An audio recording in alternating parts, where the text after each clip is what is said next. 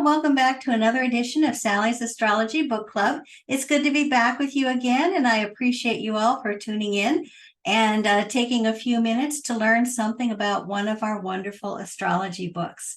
Last month, I talked about Liz Greene and Howard Sasportas, who did lectures on psychological astrology in the 90s. They did a book called The Luminaries about the sun and moon we talked about. This month, the book is called The Inner Planets, and it's about the planets Venus, Mercury, and Mars in our charts. A psychological astrologer doesn't simply say, you have Mercury and Gemini, you're chatty. It just kind of leaves a label with you. They're more interested in talking about how you can use this energy in your chart to build a more productive, happy, fulfilling life. They refer to Mercury, Venus, and Mars as the building blocks of our own personal reality.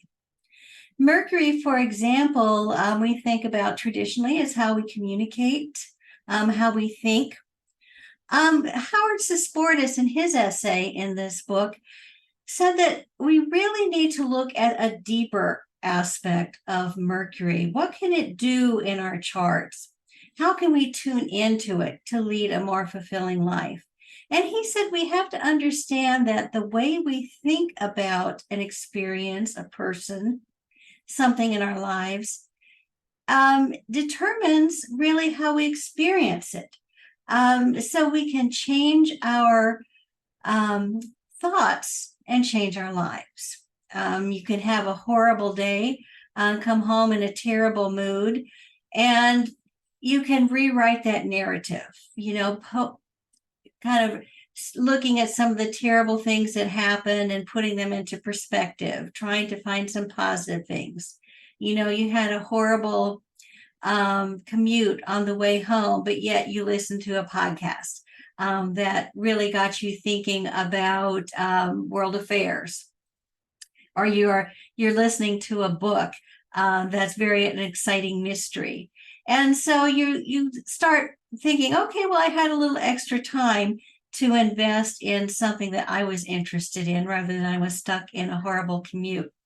And so looking at this planet Mercury as a guide, what sign it's in, where it's placed in our chart, and how it's aspected is a key to beginning that process of rewriting our own personal narrative.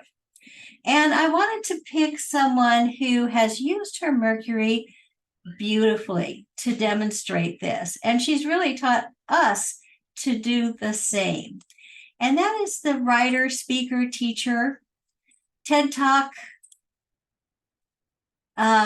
star, Brené Brown. And she has written several books. She lectures tirelessly. You often hear her on podcasts. In fact, I think she has her own podcast. And you notice that when she was born, Mercury was in Sagittarius, and it was in her first house. And so a first house planet tells us that this is part of how we develop our identity by actualizing this planet in our lives. A Sagittarian planet also is, Sagittarian Mercury also is ruled by the planet Jupiter, which just likes things big, extensive. And so she would have had that feeling of just overload, of rush of information.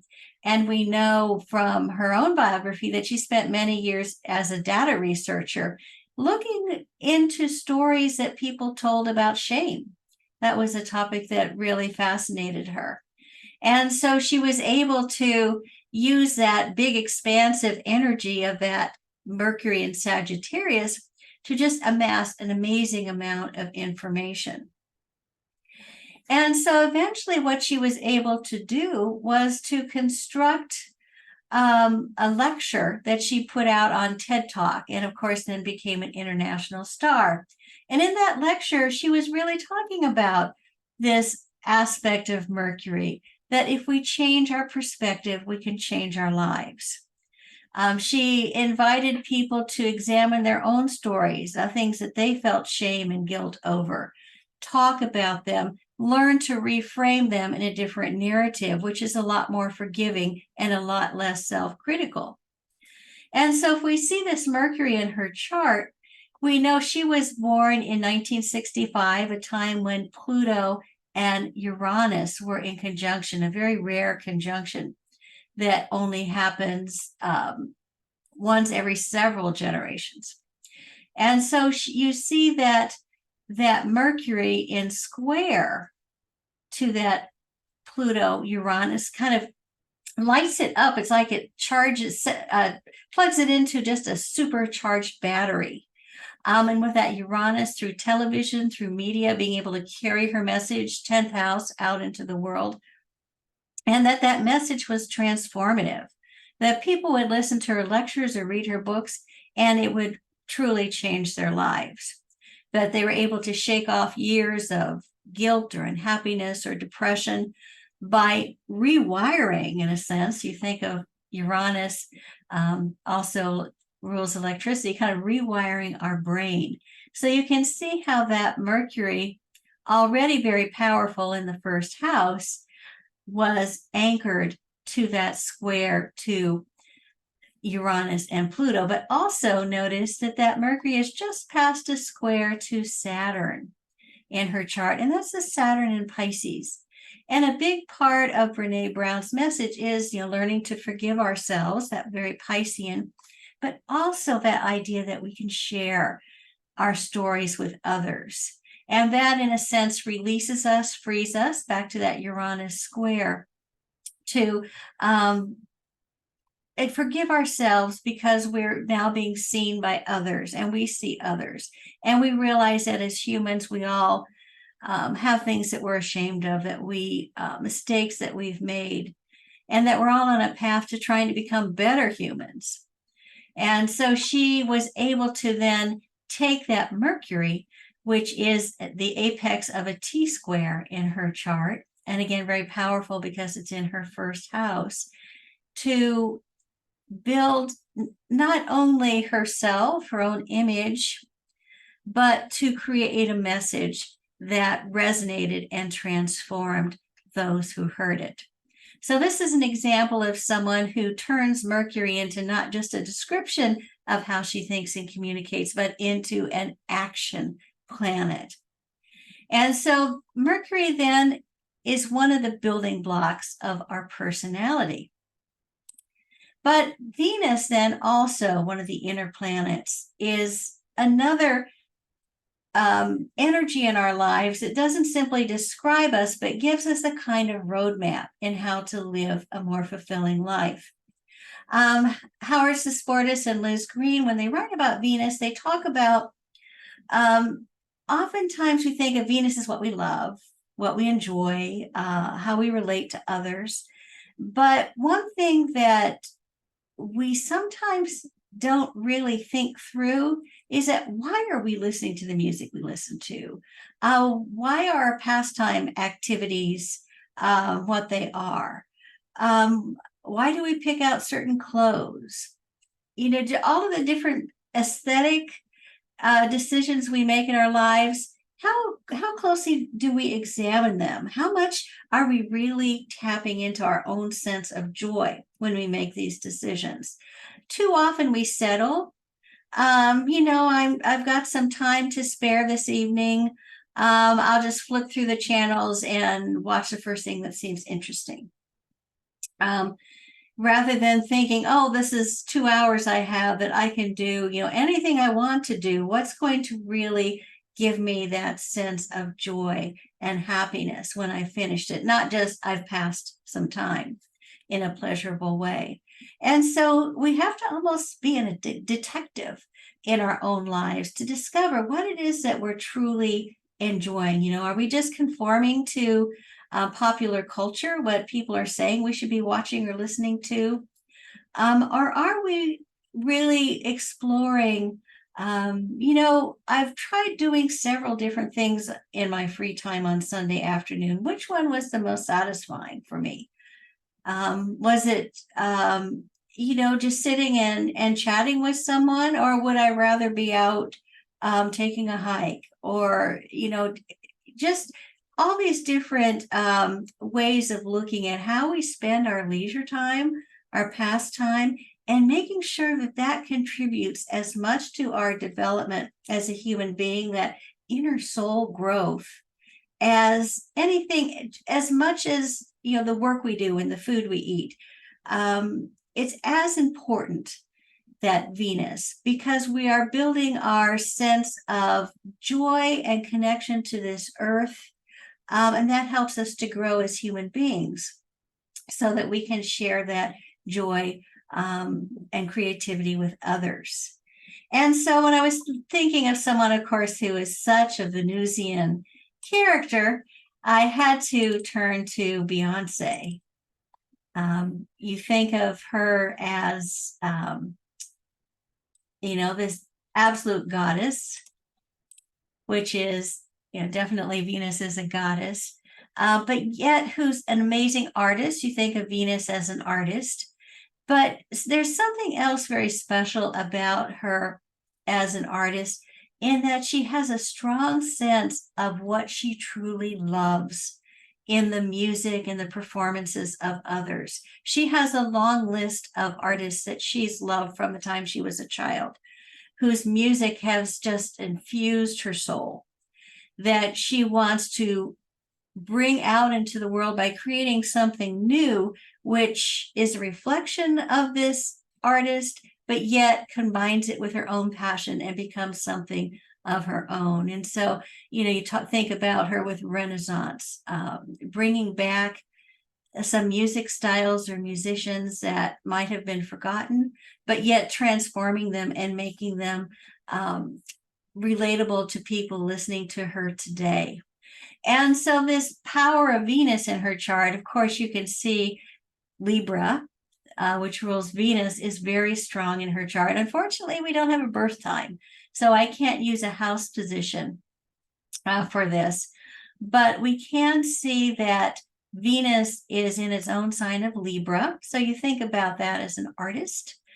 And also Venus is shares Libra, becomes the ruler of Libra, all the Libra planets. So it's not only very powerful, kind of vibrating at high frequency in her chart because it's in Libra, but it's also in charge of 4 other different energies in her chart. And so Beyoncé, you see a Mercury in Venus, ruled by that Venus in Libra, is going to be somebody who can write, create, communicate in a very beautiful and very charismatic and attractive way. When Beyoncé was born in 1981, we were having a Saturn-Jupiter conjunction in Libra. And so that's also a very interesting time, because this conjunction happens only once every 20 years. And you think about Jupiter as the power to imagine, envision, and Saturn as that ability to manifest. So to take something up here that's a dream and a vision and figure out all the moving pieces, how to put it together to create something. And so when you think of Beyonce's amazing performances, her recent tour, which is just, an amazing spectacle of many pieces coming together to create this stunning show. Of course, her albums. She's one of those artists who doesn't say, I'm just going to put a bunch of songs on an album. She creates the album as a coherent unit. So Saturn is exalted in Libra. And so you can see it's working very well in her artistic creativity. So she has the ability to see what she wants and then to figure out how to put everything together, or to use the people around her to find the right people to help her do it. And of course, Venus with Jupiter is, just an amazingly sweet aspect, where all the goodness of Venus, the artistry, can expand and go into the larger world. And of course, Venus is here with Pluto, which gives her work power, depth. She taps into these kind of deep roots of music, not just a sound that people liked, but yet there was some sort of imperative in these different music genres that spoke to people and touched them at a very deep level. And of course, you think of Pluto as the masses, and she's able to carry her art out into the masses. So this is an example of someone who knew what she liked, found what she loved early in life, and was able to build a life, a career, just kind of an amazing experience that transforms many people who listen to her music. And so this is an example of how with Venus, we need to be kind of a detective. Beyoncé was fortunate in that she knew young what she loved and what she wanted to do. But sometimes we might be settling for something, or we might be conforming to those around us. So figuring out what it is we truly love to do, to listen to watch, to experience. Using that kind of detective power to uncover that is going to help us lead a richer and more fulfilling life. And so finally, then we're going to look at Mars in the chart. And Mars, we think of as just being, the sort of little aggressive warrior in our charts. And we think, okay, so we tend to be more aggressive if we have Mars in a fire sign, or we tend to be more passive aggressive if we have Mars in a water sign. So again, back to the labels. And Howard Sasportas and Liz Greene tell us, well, Mars is something in our chart that a lot of us don't really own. We're uncomfortable with that aggressive instinct that makes us go after what we want. We are a little afraid to assert ourselves. We live in a culture that doesn't really reward people for stepping out of the mainstream and saying, this is not something I'm going to accept. I want something else for my life. It's hard. Working your Mars is hard. And so what Howard Sasportas and Liz Greene say is that if we're feeling kind of depressed, angry, that sort of inner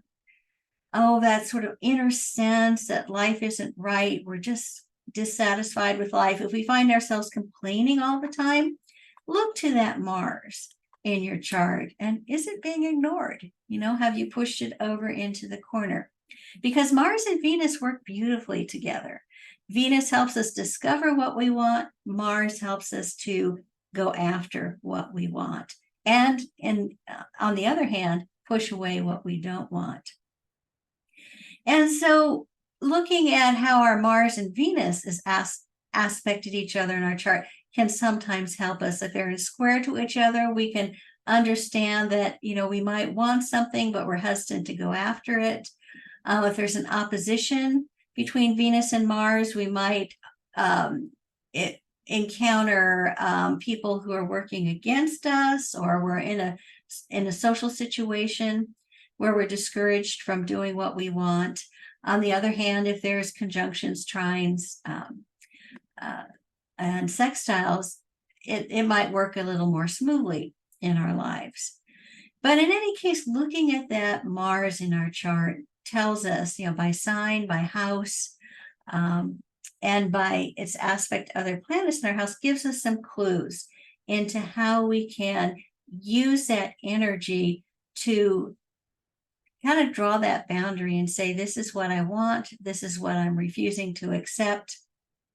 Granted, we can't always have what we want all the time, but a lot of times just acknowledging it and finding a way around the situation, kind of thinking outside the box, going back to our Mercury, is going to help us actualize that Mars. And so there's someone who experienced something like that in her life.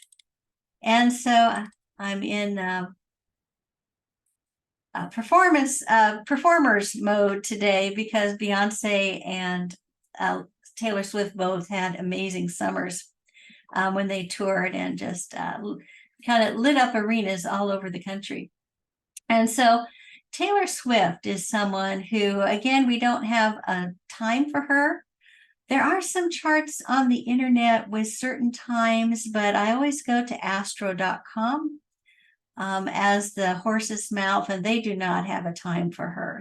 And they're the ones who truly verify if something is accurate or not. So I'm sticking with their assessment that we do not have a time for. So this is a noon chart.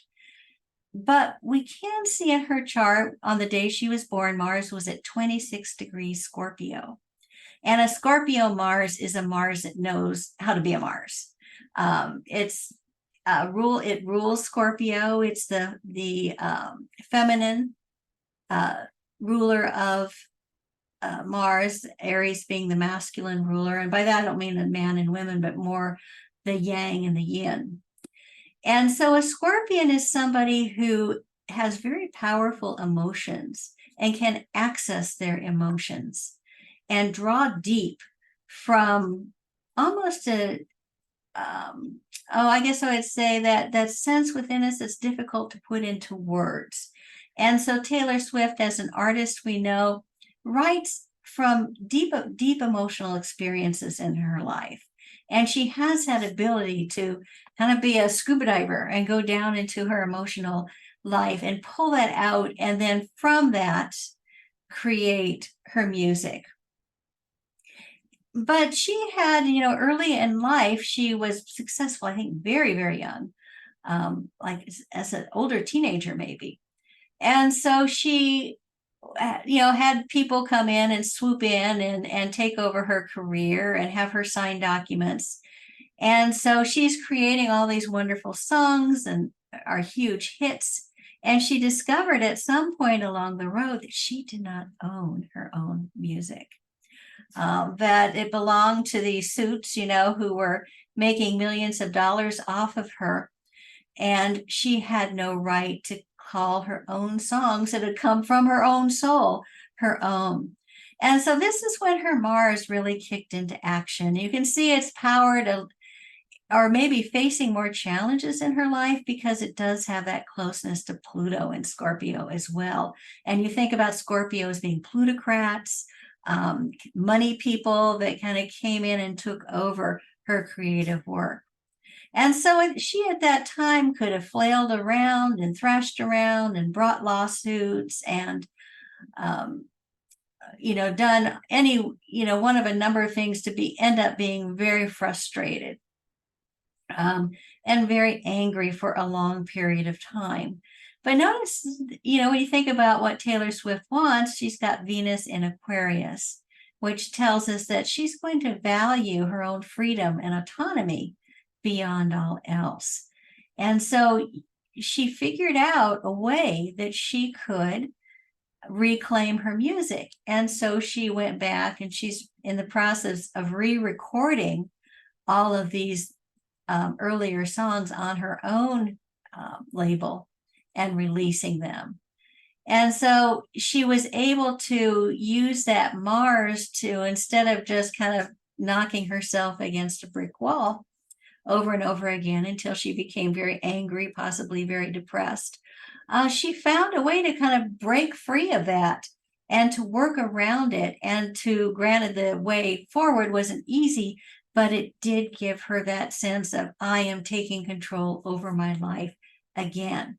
And so this is a Mars, like I said, that knows how to be a Mars. And of course, recently she's been in the news because she is possibly dating a very Martian person, an NFL football player, very dashing and charming. And of course, astrologers were extremely excited when they looked to his birth chart to see that his Venus is also at 26 degrees Scorpio. So that is a charmed aspect in synastry. When you compare two charts, that their Venus and Mars are almost as one. So what he loves and appreciates, and then her Mars, which is very fierce, that he's going to really appreciate that fierceness within her. And we see too, we don't see many aspects in this chart to that Mars. In a way, it's almost kind of a lone wolf in her chart, which you see her with all the Capricorn and the Sag, that she's very light, is a wonderful singer and performer. and very responsible and very hardworking. We see the sweetness that Cancer moon and Jupiter. And so all those things kind of tie together in her chart, but that Mars in Scorpio kind of stands alone. And I think it surprises people, and it takes them, makes them realize that there's a whole other dimension to Taylor Swift that they don't see in the actual performer or the public figure. And so we do know Pluto has had a long transit through Capricorn, lighting up the Capricorn area of her chart. But in these last couple of years, as she was preparing to launch her Eras tour, Pluto was in a nice sextile to that Mars. So helping that Mars become stronger, more proud, more independent, more able to just put herself out there. I mean, who among us could go into a stadium with 65,000 people and sing? I mean, she really was able to draw on enormous stores of courage over these last couple of years. And of course, what I love about her life right now is that Neptune is in Pisces, and it's at 26 degrees of Scorpio, kind of lighting up that Mars in her chart, and of course, bringing in Travis Kelce's Venus. And so there's almost a spiritual dimension to this connection that she's experiencing right now. Kind of a fog lifting, and I'm seeing something for the first time kind of aspect. So whether or not, this is a couple that's meant to be, we don't know. Only time will tell. But I think what that Neptune to her Saturn is going to promise is that she's going to increase in artistry. She's going to increase in strength and power. And she's going to only accept what it is she truly loves and values in life.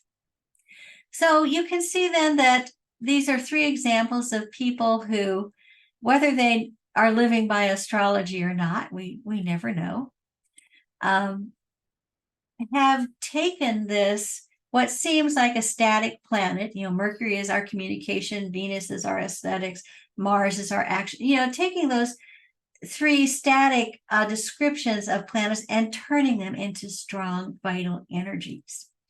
So I would encourage you, if you have a chance, to read The Inner Planets by Howard Sasportas and Liz Greene. And in any case, though, take another look at your own Mercury, Venus, and Mars. How can you put them to work in your life, kind of light a spark under them, and help you to live your best and most fulfilling life? So thanks so much for joining me to talk about this wonderful book, and I'll look forward to talking with you next month.